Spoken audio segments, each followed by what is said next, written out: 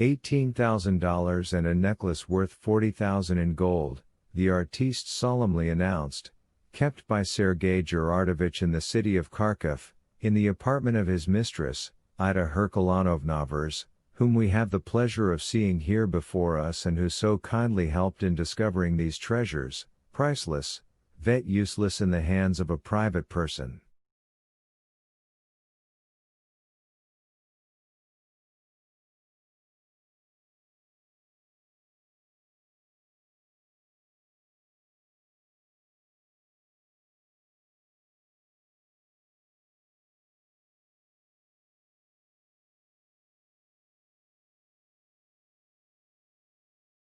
Many thanks, Ida Herkulanovna. The beauty smiled, flashing her teeth, and her lush eyelashes fluttered. And under your so very dignified mask, the artiste adverted to Dunshall, is concealed a greedy spider and an astonishing bamboozler and liar.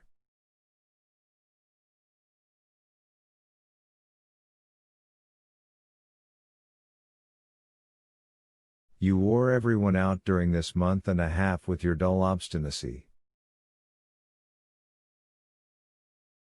Go home now, and let the hell your wife sets up for you be your punishment. Dunshall swayed and, it seems, wanted to fall down, but was held up by someone's sympathetic hands.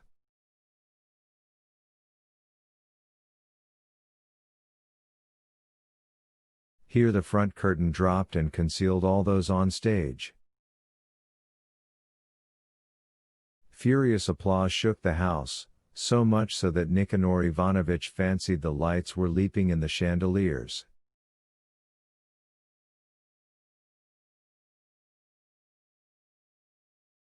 When the front curtain went up, there was no one on stage except the lone artiste. Greeted with a second burst of applause, he bowed and began to speak. In the person of this Dunshall, our program has shown you a typical ass.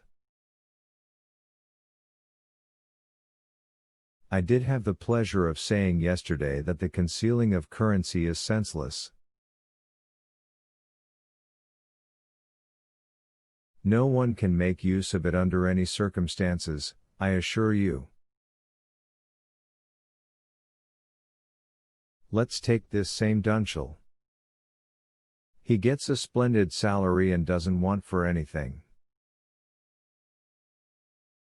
He has a splendid apartment, a wife and a beautiful mistress. But no, instead of living quietly and peacefully without any troubles, having turned over the currency and stones, this mercenary blockhead gets himself exposed in front of everybody, and to top it off contracts major family trouble.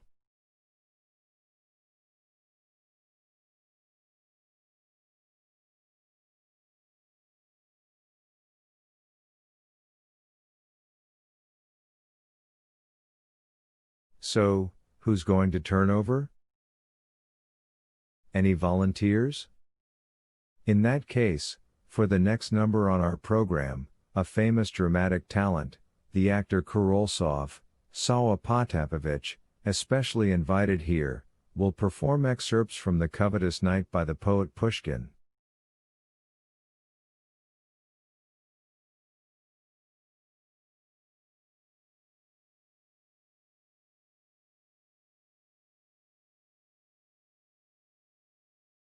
The promised Kurolsov was not slow in coming on stage and turned out to be a strapping and beefy man, clean-shaven, in a tailcoat and white tie.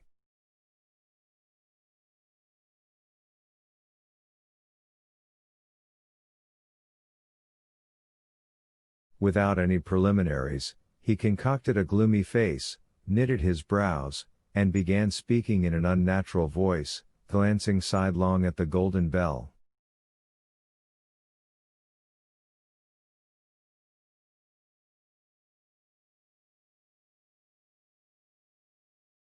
as a young scapegrace awaits a tryst with some sly strumpet.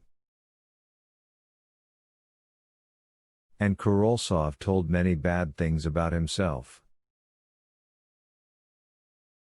Nikanor Ivanovich heard Kurolsov confess that some wretched widow had gone on her knees to him, howling, in the rain, but had failed to move the actor's callous heart.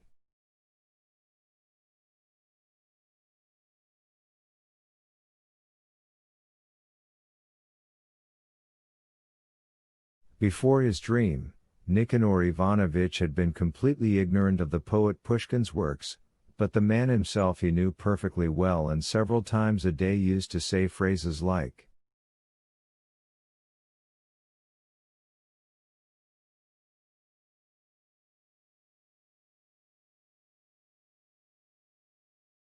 "And who's going to pay the rent, Pushkin?" Or "Then who did unscrew the bulb on the stairway, Pushkin?" Or,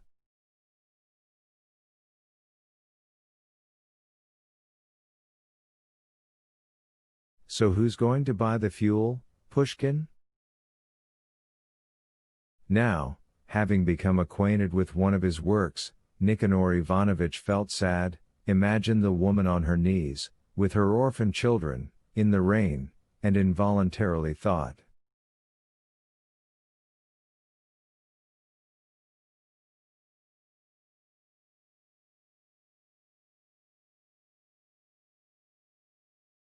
"What a type, though, this Kurolsov." And the latter, ever raising his voice, went on with his confession and got Nikanor Ivanovich definitively muddled, because he suddenly started addressing someone who was not on stage, and responded for this absent one himself, calling himself now dear sir, now baron, now father, now son, now formally, and now familiarly.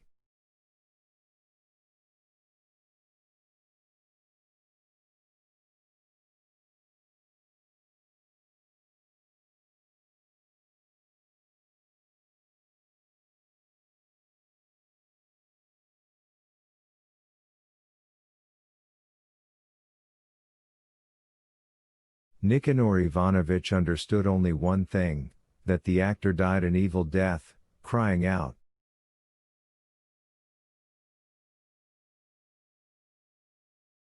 "Keys! My keys!" after which he collapsed on the floor, gasping and carefully tearing off his tie.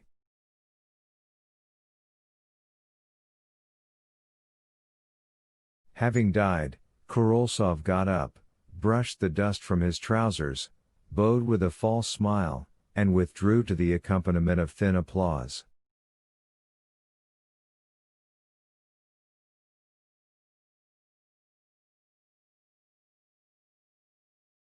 And the master of ceremonies began speaking thus.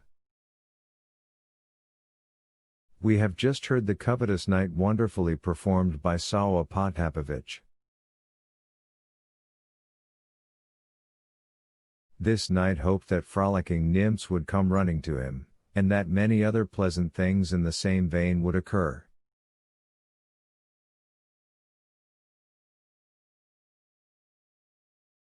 But, as you see, none of it happened, no nymphs came running to him, and the muses paid him no tribute, and he raised no mansions, but, on the contrary, ended quite badly, died of a stroke, devil take him, on his chest of currency and jewels."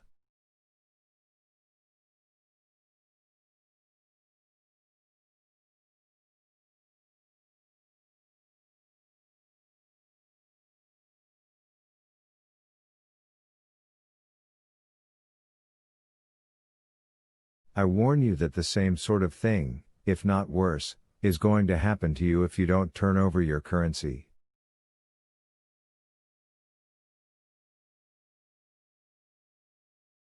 Whether Pushkin's poetry produced such an effect, or it was the prosaic speech of the master of ceremonies, in any case a shy voice suddenly came from the house.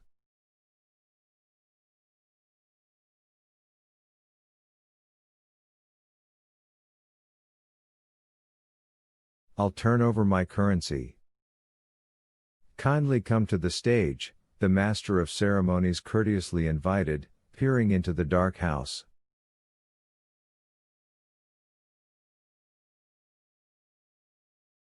On stage appeared a short, fair-haired citizen, who, judging by his face, had not shaved in about 3 weeks.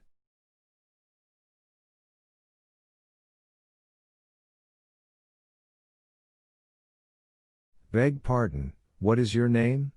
the master of ceremonies inquired.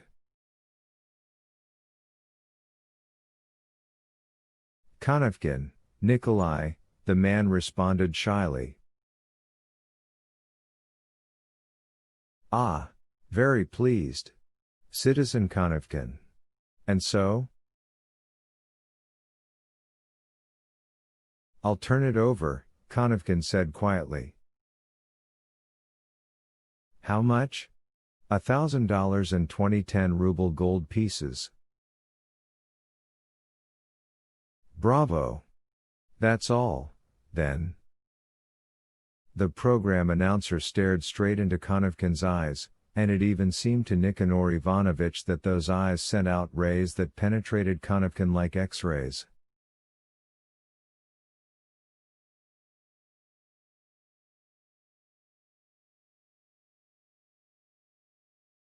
The house stopped breathing. "I believe you," the artiste exclaimed finally and extinguished his gaze. "I do."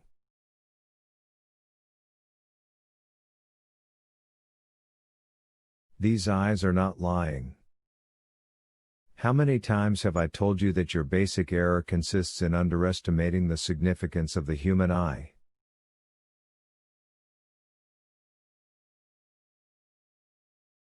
Understand that the tongue can conceal the truth, but the eyes, never.